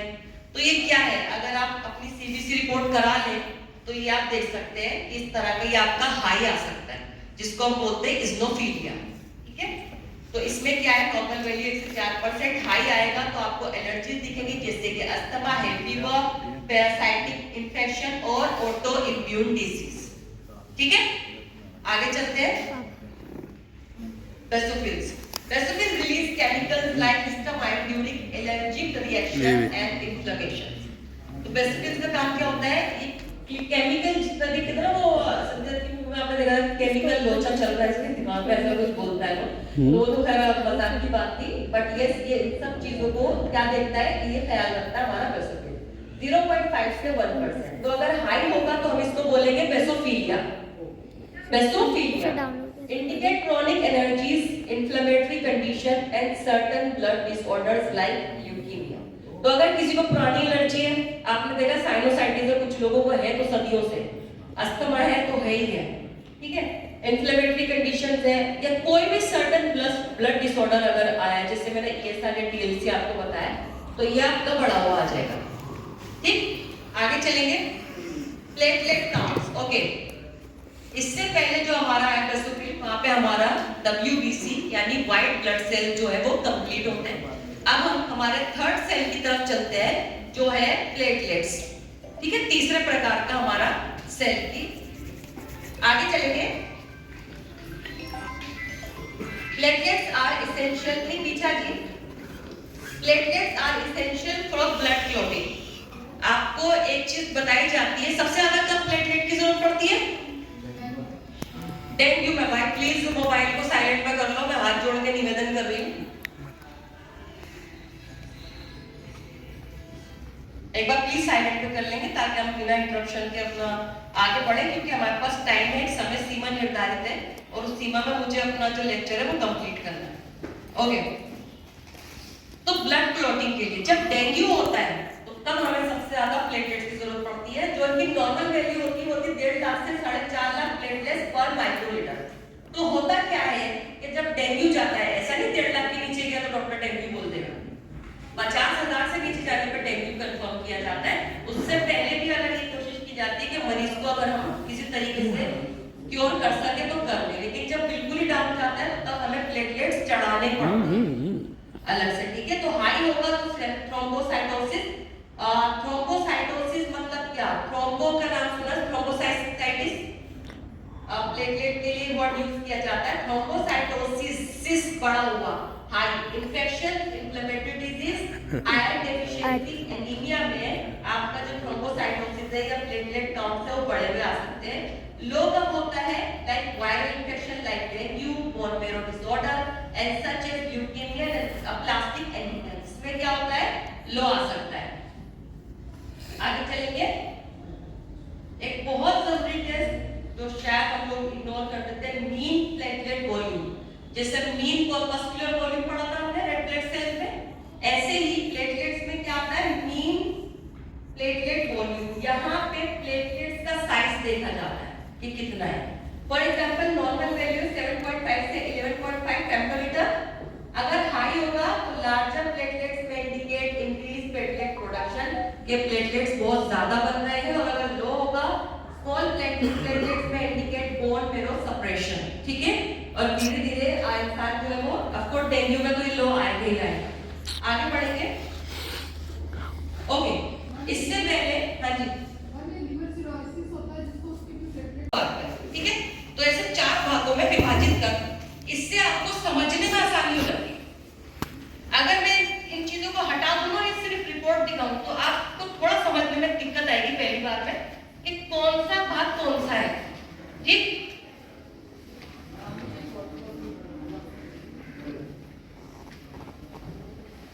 तो सबसे पहले हम लोग चलते हैं ब्लिरुबिन की तरफ, और इस रिपोर्ट में आप सिर्फ ये नहीं देखेंगे, आप ये भी देखेंगे कि जो अगर जॉन्डिस हुआ है, जॉन्डिस के कितने प्रकार होते हैं, 3 प्रकार का जॉन्डिस होता है।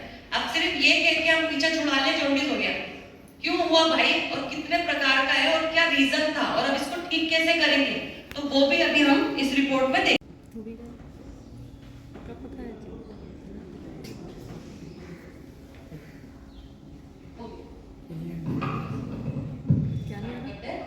आगे बढ़ेंगे। सबसे पहले हमारे पास आएगा, कोई नहीं बना तुझे, आगे बढ़िए, ब्लिरुबिन, ठीक है। ब्लिरुबिन 3 प्रकार का होता है, प्लीज ध्यान से देखिए, टोटल, डायरेक्ट, इनडायरेक्ट। जो डायरेक्ट ब्लिरुबिन है सब कहते हैं कॉन्जुगेटेड ब्लिरुबिन, और जो इनडायरेक्ट ब्लिरुबिन है उसको हम कहते हैं अनकॉन्जुगेटेड ब्लिरुबिन, ठीक है। अब इसको प्लीज ध्यान से सुनिएगा, बहुत ही इंपॉर्टेंट टेस्ट है, और आजकल अगर 30 के ऊपर आपकी एज जा चुकी है तो एलएफटी हर साल में रिपीट कराया करो अगर 30 साल का हो चुके हो। तो bilirubin is a yellow compound produced during the breakdown of haemoglobin in RBC. जब आरबीसी के अंदर हीमोग्लोबिन का ब्रेकडाउन होता है तो एक कंपाउंड बनता है, क्या कहते हैं उसको हम, ब्लिरुबिन, येलो कलर का होता है, ठीक है। इसीलिए आप देखते हैं जब पीलिया होता है, जॉन्डिस होता है, तो इंसान की आंखों की सफेद जो स्क्लेरोसिस पार्ट होता है वो क्या होता है, येलो हो जाता है। यूरिन आ रहा है कुछ ज्यादा येलो आ रहा है, चेहरा पीला पड़ गया, नाखून पीले पड़ गए, जबान निकाल के देख रहे हैं वो पीली पड़ी हुई है, तो ये कुछ सिम्टम्स होते हैं। लेकिन जब हमें कंफर्म करना है तो हम एलएफटी रिपोर्ट कराते हैं। तो टोटल इसका है 0.3 से 1.3 mg पर डेसीलीटर, डायरेक्ट कॉन्जुगेटेड ब्लिरुबिन आएगा 0 से 0.2 mg पर डेसीलीटर, और इनडायरेक्ट अनकॉन्जुगेटेड में आएगा 0.0 से 0.8 mg पर डेसीलीटर। तो जॉन्डिस, अब ये देखेंगे कि जॉन्डिस एग्जैक्टली क्या, आगे बढ़ेंगे। अब एक चीज थोड़ा सा प्लीज इसका फॉर्मूला भी समझ लीजिए, conjugated direct bilirubin, unconjugated indirect bilirubin is equal to total bilirubin. इन दोनों की रिपोर्ट मिला के टोटल ब्लिरुबिन काउंट किया जाता है, ठीक है। आगे बढ़ेंगे। अब सबसे पहले मैं आपको बताऊंगी अनकॉन्जुगेटेड ब्लिरुबिन के बारे में, also called indirect bilirubin, produced from the breakdown of haemoglobin in macrophages of the spleen and liver. आपको पता है स्प्लीन और लीवर में ही इसका ब्रेकडाउन होता है, ठीक है। लेकिन होता क्या है, इसकी सबसे बड़ी दिक्कत पता है क्या है, क्यों बड़ा आ जाएगा कई बार, क्योंकि ये नॉन वाटर सॉल्युबल है, वाटर सॉल्युबल नहीं है, तो ये यूरिन से भी बाहर नहीं निकल सकता, ये तो बड़ी समस्या हो गई। लेकिन परमात्मा ने ये चीज भी हमारे शरीर के अंदर ही दे दी कि इसको वाटर सॉल्युबल कैसे बनाना है। नेक्स्ट स्लाइड में देखेंगे। आल्सो कॉल्ड डायरेक्ट ब्लिरुबिन क्या करता है, unconjugated bilirubin is taken up by the liver cells, hepatocytes कहते हैं हमारे जो लिवर सेल्स होते हैं, क्या करते हैं वो जो अनकॉन्जुगेटेड ब्लिरुबिन है उसको उठा लेते हैं और उसको कन्वर्ट करते हैं कॉन्जुगेटेड ब्लिरुबिन, और फिर वो वाटर सॉल्युबल हो जाता है। तो उसके बाद क्या होता है, वो आपके यूरिन के जरिए पास आउट हो जाता है, इसलिए यूरिन का कलर जो है वो येलो कलर का होता है, ठीक है। कभी कोई आपसे पूछ रहे यूरिन येलो कलर का क्यों होता है, तो आपके पास आंसर होना चाहिए देने के लिए कि ये रीजन है कि ब्लिरुबिन जो है वो वाटर सॉल्युबल होने के बाद जो हमारे यूरिन से पास आउट होता है, दैट इज व्हाई हमारे यूरिन का कलर जो है वो येलो हो जाता है। आगे बढ़ेंगे। ओके, बहुत इंपॉर्टेंट है, प्लीज ध्यान से देखिए। Jaundice, pre hepatic hemolytic jaundice, hepatic jaundice, pre hepatic obstructive jaundice. अब सबसे पहले देखिए कि ये हो क्यों रहा है। आपकी रिपोर्ट ही बता देगी आपके जॉन्डिस होने का कारण क्या है, बहुत ही जरूरी है। फॉर एग्जाम्पल मैं पहले प्री हेपेटिक को ही मैं एक्सप्लेन करूंगी, हीमोलाइटिक जॉन्डिस। अब अगर आपकी रिपोर्ट में इनडायरेक्ट बिलिरुबिन बढ़ा हुआ है, सिर्फ इनडायरेक्ट बिलिरुबिन की बात करेंगे, और अगर डायरेक्ट बिलिरुबिन हल्का सा बिल्कुल बढ़ा हुआ है, मामूली सा, जैसे बिल्कुल बॉर्डर लाइन पे, कभी कोई डॉक्टर बोलते हैं ना बॉर्डर लाइन का, तो ये प्री हेपेटिक। अब आप कहेंगे भाई प्री हेपेटिक क्या एग्जैक्टली?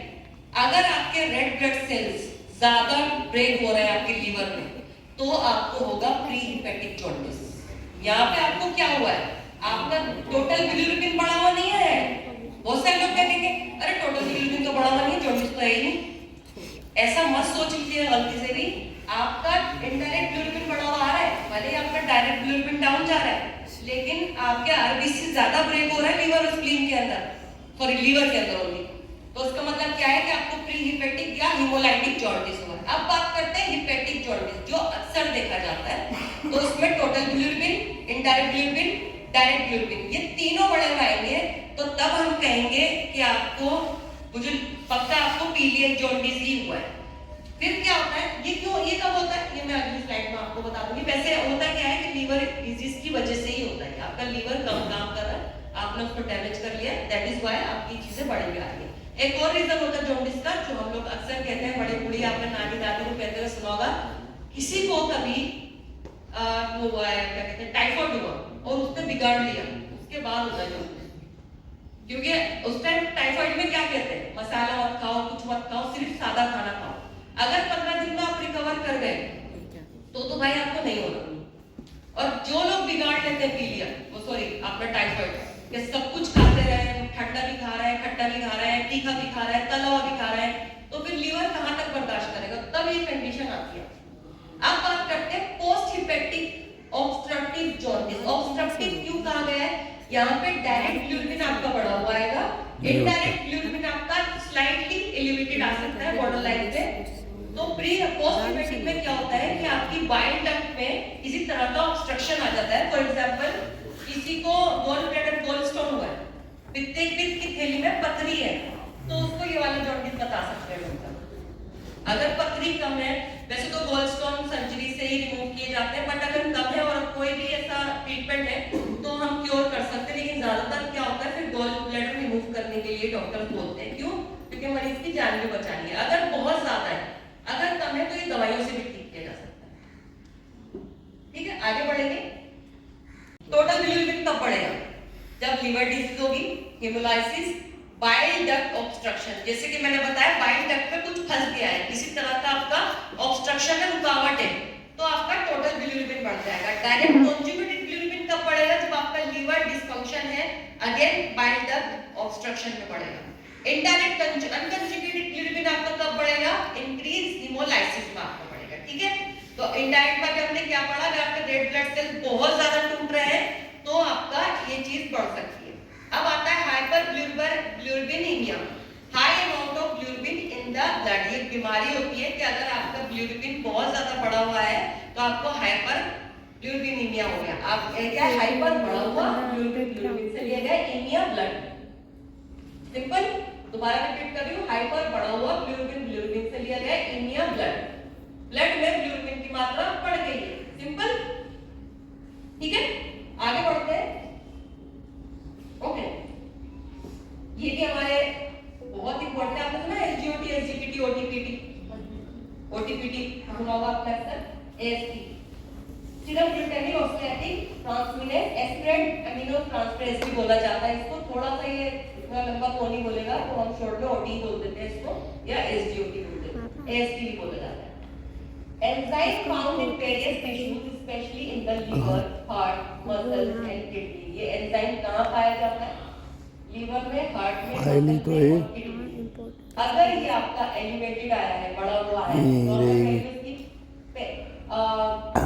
तो कंपोज करते हैं वो, कंप्रेस। और एलिवेटेड क्या शो करेगा आपका, indicate liver disease, heart disease, muscle damage. जरूरी नहीं है कि अगर एसजीओटी बढ़ा हुआ है तो आपको सिर्फ दिल, हार्ट की, आपको सॉरी लीवर की बीमारी हो रही है, ऐसा नहीं है। आपका हार्ट भी काम में आ सकता है, आपका मसल डैमेज भी चल रहा है, लेकिन आगे बढ़ेंगे, अगर आपका SGPT बढ़ा हुआ है, आगे बढ़ेंगे, अगर आपका SGPT बढ़ा हुआ है, सीरम ग्लूटामिक पायरुवेट ट्रांसमिनेज या एलानिन अमीनो ट्रांसफेरेज भी बोला जाता है इसको, तो भाई ये प्राइमरीली आपको लीवर में ही मिलता है और आपका लीवर डैमेज की तरफ आगे बढ़ रहा है। मैं नहीं कह रही कि जैसे बढ़ा हुआ है तो रातों मरीज को डैमेज हो गया, नहीं, सिर्फ क्या हो रहा है, फंक्शनिंग खराब होनी शुरू हो गई है, ठीक है। और लीवर डैमेज का कब बताएंगे, फॉर एग्जांपल जब बहुत बढ़ेगा तो हम क्या बोलेंगे, liver disease like hepatitis, fatty liver, cirrhosis जो कि लीवर डैमेज की लास्ट स्टेज होती है, एंड लीवर इंजरी। कई बार किसी का एक्सीडेंट हुआ, लीवर इंजर्ड हुआ है तो भी ये बढ़ा हुआ आ जाता है। अब एक चीज मैं आपको एक वाकया बताना चाहूंगी, अगर आपने सुना हो तो ट्विंकल खन्ना और अक्षय कुमार की जिस टाइम शादी हुई थी, तो ट्विंकल खन्ना ने कम से कम अक्षय कुमार के 54 ब्लड टेस्ट कराए थे, डिफरेंट सारे तरीके के। पता है आपको, मैंने पढ़ा था क्योंकि मैं इस तरह की रिसर्चेस पढ़ती रहती हूँ। तो एक डॉक्टर साहब बड़े सीनियर हमारे मेडिसिन में प्रैक्टिस कर रहे हैं एम्स में, तो वो कहने लगे कि इतना कराने की जरूरत ही नहीं, 54 टेस्ट क्यों करा लिए। तो मैंने कहा सर फिर क्या कराना चाहिए था, कह रहा SGPT SGOT करा ले, कि बस उसी से पता चल जाएगा आदमी कितने साल जिएगा। समझ रहे हैं आप, तो इतने इंपॉर्टेंट है ये दोनों टेस्ट कि SGOT आपको बता देगा लीवर, हार्ट और मसल आपके कैसे काम कर रहे हैं, और SGPT आपको बता देगा कि आपका liver, hepatitis, fatty liver, cirrhosis या कोई भी ऐसी इंजरी तो नहीं है। तो इससे एक चीज और पता चलती है कि बंदा ड्रिंक तो नहीं करता, है ना, क्योंकि अब जो रेगुलर ड्रिंक कर रहे हैं उनका तो आएगा ही आएगा, ऑर्डर लिख के ले लो आप। आगे चलते ये अच्छे से समझ में, यस प्लीज। मैम किसी पेशेंट का अगर SGPT नॉर्मल है लेकिन उसका जो है टोटल, ओके जी, बहुत जरूरी है और सबसे ज्यादा अंडररेटेड है, इसको कोई नहीं देखता, कोई नहीं पूछता बेचारे को, लेकिन बहुत जरूरी है। क्यों? क्योंकि एंजाइम है और थ्रू आउट द बॉडी पाया जाता है। आपने सुना है अल्कलाइन वाटर, 1% सुना है, 5% अल्कलाइन वाटर दिख रहा है, तो अल्कलाइन वाटर क्यों कह रहे हैं, तो कभी सोचा आपने अल्कलाइन करने को क्यों कह रहे हैं बॉडी को? ये हाँ बता, आप हमारे साथ घर पे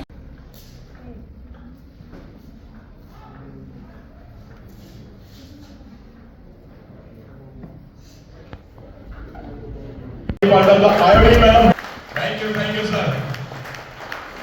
दोस्तों और जोर से तालियां सर पे ना, सर और कॉलेज की बड़ी तालियां बहुत कम है।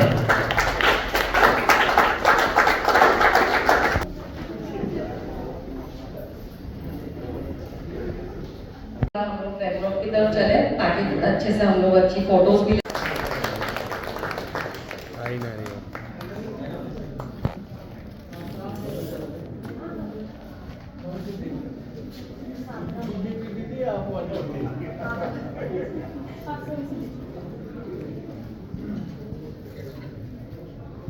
Virji, please join us. ये हमारे बहुत पुराने बचपन के मैम सामने।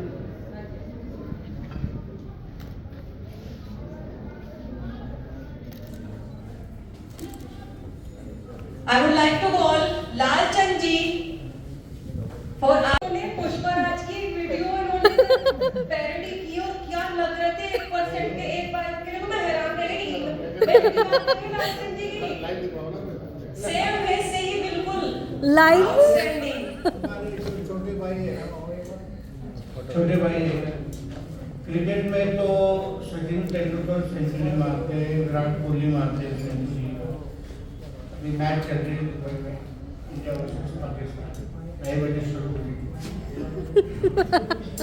लेकिन इंडियन एम्बेसी के, इंटरनेशनल एम्बेसी के सेंचुरी वाले Gaurav ji, yes,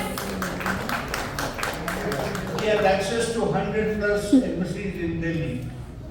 He is a century man of Chanakapuri. किसी एम्बेसी में चले जाओ, ऐसे कोई डिप्लोमेट नहीं मिलेंगे जो गौरव जी को नहीं जानते। Pushpraj. Can we start the felicitation, guys? Congratulations, Lal Chand ji. Photo करने के लिए कोई नहीं, वीडियो बनने तो कोई नहीं।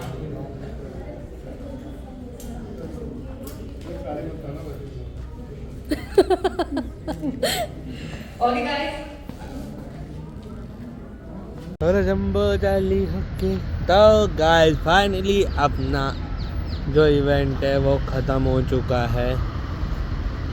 तो ये आ गई है फिर से चादर जैसी ड्रेस पहन के। देखे कितनी क्यूट सी लाल पर, कितने गोरे गोरे इसके लाल, कितनी ये क्यूट सी लग रही है एकदम बच्ची सी। चादर वाले कपड़े सो हो गया इनका इवेंट खत्म। हाँ हम चल रहा है तो इवेंट्स हुआ ख़त्म।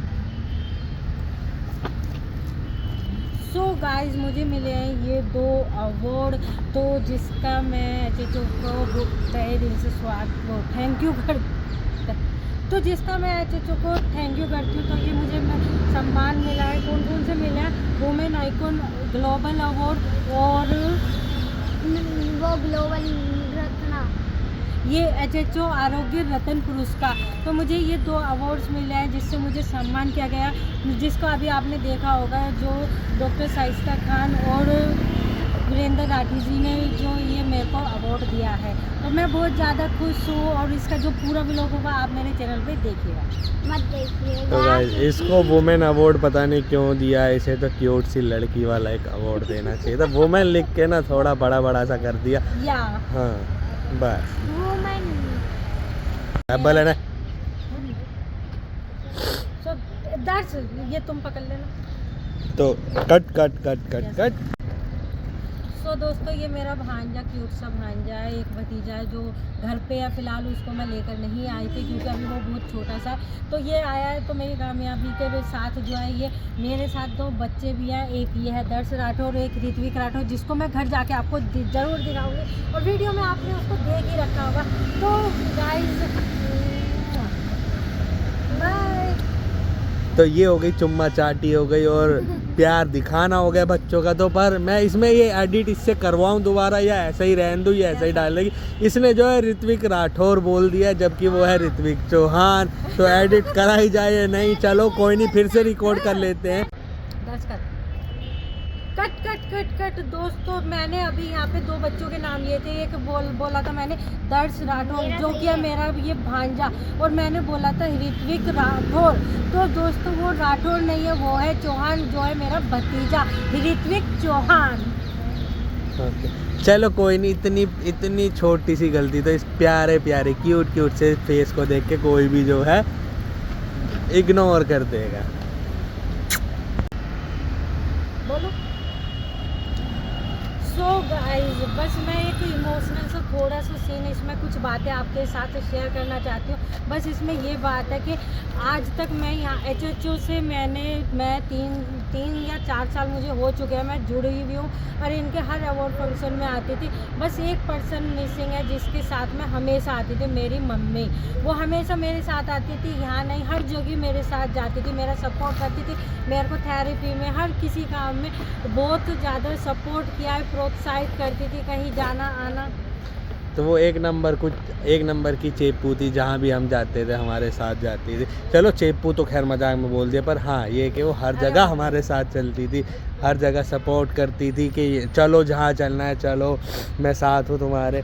तो माँ का जो साथ था ना, सर पे हाथ था, आशीर्वाद था, सच में ये उनकी वजह से। और ये अवार्ड ना आज भी उनको डेडिकेट है।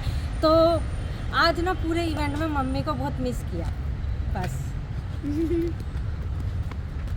मैं रो दूंगी, मम्मी की बहुत याद आ गई।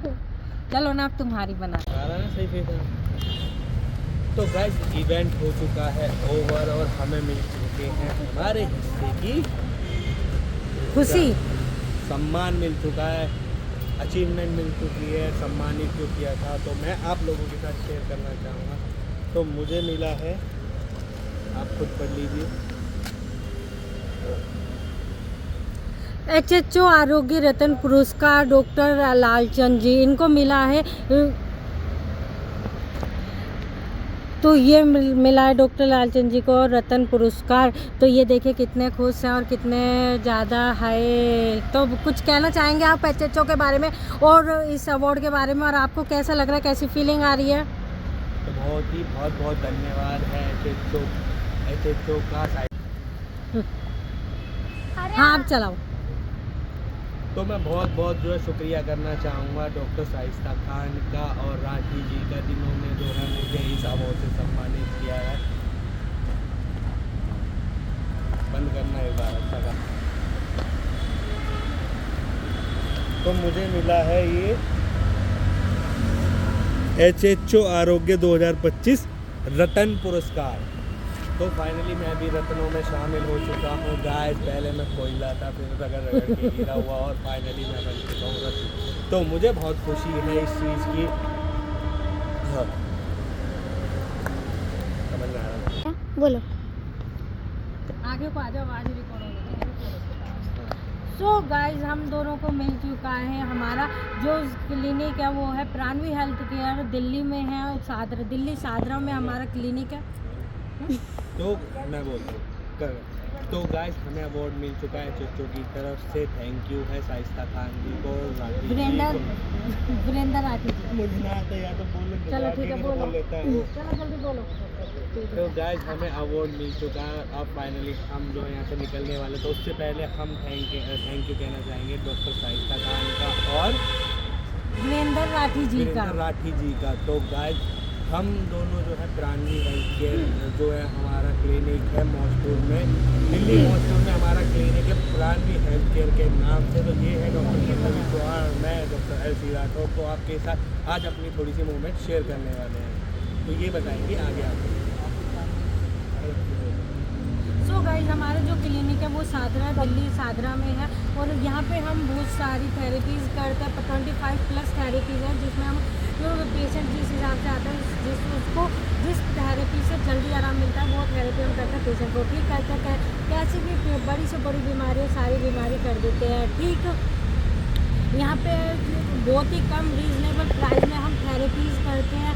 बाकी अगर कोई तो गाइस हम जो है बिना किसी मेडिसिन के जो है आपकी हर बीमारी का इलाज करते हैं, चाहे वो आपको पाइल्स, फिस्टुला या फिर हो माइग्रेन हो, आपको साइटिका हो या हो हार्ट अटैक, चाहे जैसे ब्लॉकेज हो हार्ट की, चाहे डॉक्टर ने कह दिया हो वोल्ट डलना इम्पोर्टेंट है, वही डलेंगे तो भी आप हमारे पास आ सकते हैं। या फिर गर्लफ्रेंड ने तोड़ा हो दिल, तो तोड़ा हुआ दिल भी हम जोड़ देते हैं। तो गाइस हम जो है सिर्फ एक क्लिनिक का मतलब ये नहीं है कि आप क्लिनिक है हमारा और हम जो है सेवा भाव से जो है काम करते हैं। अगर कोई ऐसे लोग हैं जो लोग महंगा इलाज सोच के जो है इलाज नहीं कराते अपना, तो वो हमसे कांटेक्ट कर सकते हैं। हम बहुत ही रीजनेबल, और अगर कोई पर्सन ऐसा हो कि वो बिल्कुल ही पैसे अफोर्ड नहीं कर सकता, तो उनका भी जो है हम ट्रीटमेंट अपने क्लिनिक में करते हैं। तो उनका भी ट्रीटमेंट जो है हम अपने क्लिनिक में करते हैं। तो अगर आप हमसे कांटेक्ट करना चाहें तो डिस्क्रिप्शन में आपको नंबर मिल जाएगा और स्क्रीन पे भी आपको फ्लैश होता हुआ नंबर मिल जाएगा। तो आप उस पर फ़ोन करके अपनी अपॉइंटमेंट बुक कर सकते हैं। अगर आपकी कॉल पिक ना हो तो आप जो हमें व्हाट्सअप भी कर सकते हैं। तो इसी सब के साथ हम जो है इस वीडियो को एंड करना चाहेंगे। बाय बाय, थैंक यू, बहुत बहुत धन्यवाद आपका।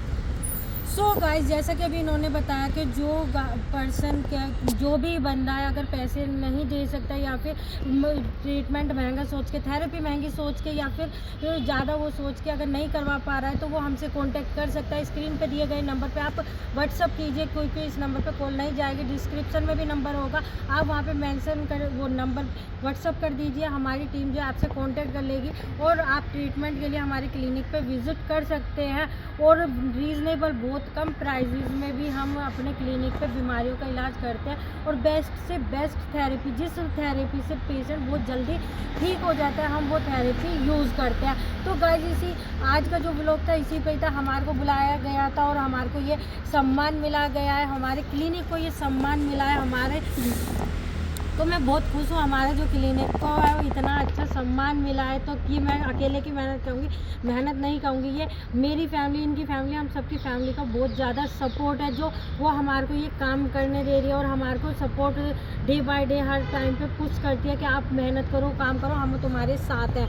तो गाइस इसी के साथ हम करते हैं इस ब्लॉग को एंड। हम मिलेंगे नेक्स्ट ब्लॉग में या नेक्स्ट वीडियो में या फिर अच्छी बातों के साथ। तो मिलते हैं अब अगली वीडियो में, जब तक के लिए सलाम, सत श्री अकाल, नमस्ते, बाय बाय। मस्त रहिए, स्वस्थ रहिए और बिंदास रहिए, हमेशा हंसते रहिए क्योंकि आपकी हंसी आपकी बीमारी की बाय बाय टाटा। तो गाइस इस वीडियो को यहीं पर एंड करते हैं। उम्मीद करता हूँ आपको ये ब्लॉग हमारा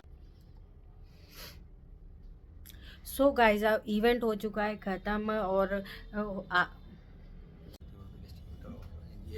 तो गाइस इवेंट खत्म हो चुका है, हम घर आ चुके हैं, कपड़े चेंज हो चुके हैं, पूरे रेस्ट मूड में है, काफ़ी थक जाते हैं कहीं भी आना जाना और इवेंट पूरा जो बैठकर देखना। तो मैं थैंक यू कहना चाहूँगा वीरेंद्र राठी जी का और शाइस्ता खान जी का। ये हमेशा ही अप्रिशिएट करते हैं, हौसला बढ़ाते हैं हमारा और हमें बहुत मोटिवेट करते हैं। तो ये ना बहुत ज़्यादा मोटिवेट करते हैं। इनका हम तहे दिल से शुक्रिया करते हैं। वीरेंद्र राठी जी जो हैं बहुत सपोर्टिव हैं, बहुत ज़्यादा पुश करते हैं काम के लिए और कहें तो और बस बहुत अच्छे इंसान हैं। और शाइस्ता जी की बात करें तो सर डॉक्टर शाइस्ता खान जी हैं, वो मेरी गुरु भी हैं। उनसे मैंने 1 नहीं 2 नहीं 3 नहीं 4 नहीं पता नहीं गिनती नहीं है, इतने सारे कोर्सेज गए, उनसे बहुत सारी चीज़ें मैंने सीखी है जिनको सीखकर मैं अपने क्लिनिक पे अप्लाई भी करती हूँ और पेशेंट जो है ठीक होके जाते हैं। तो वो बहुत अच्छी एक गुरु भी हैं।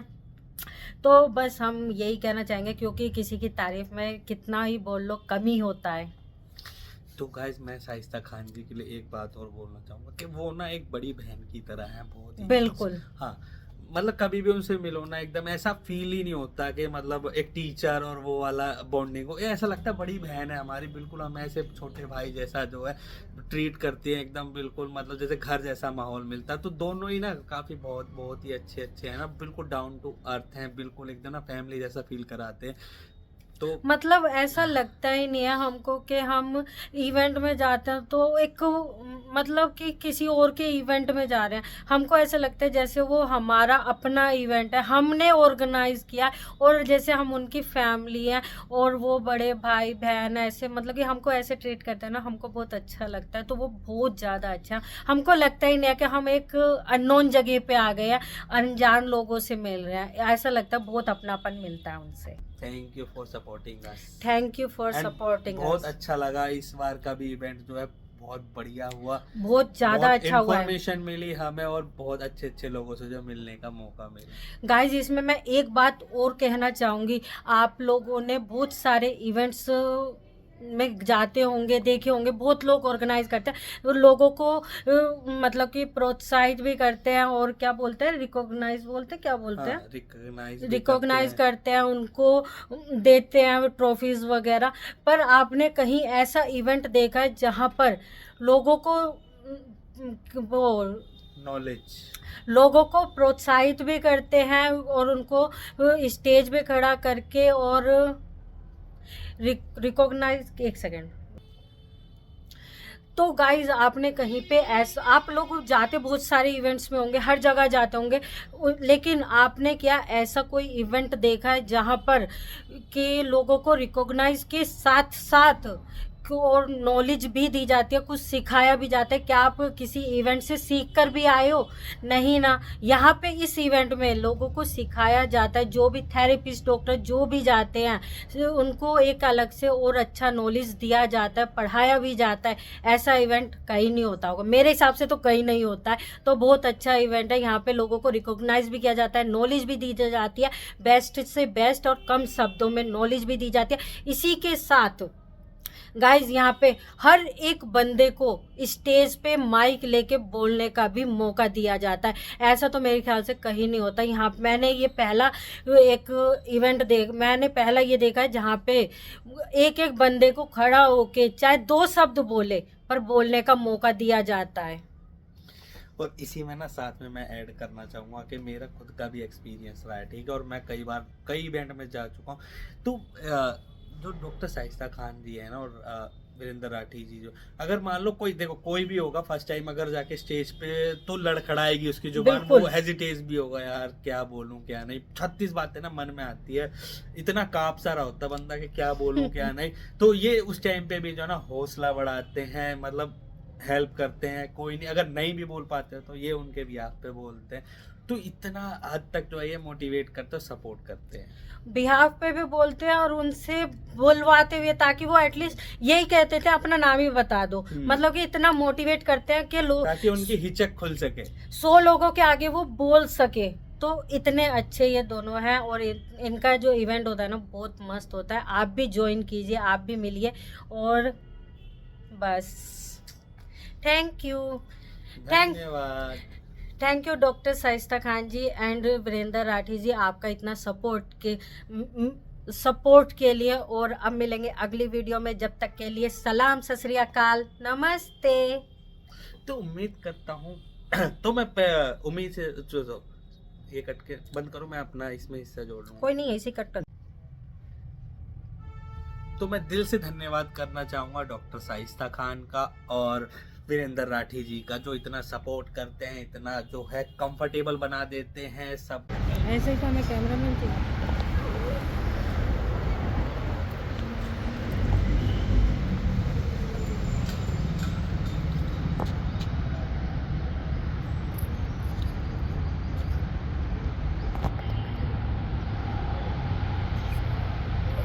बोलो बोलो।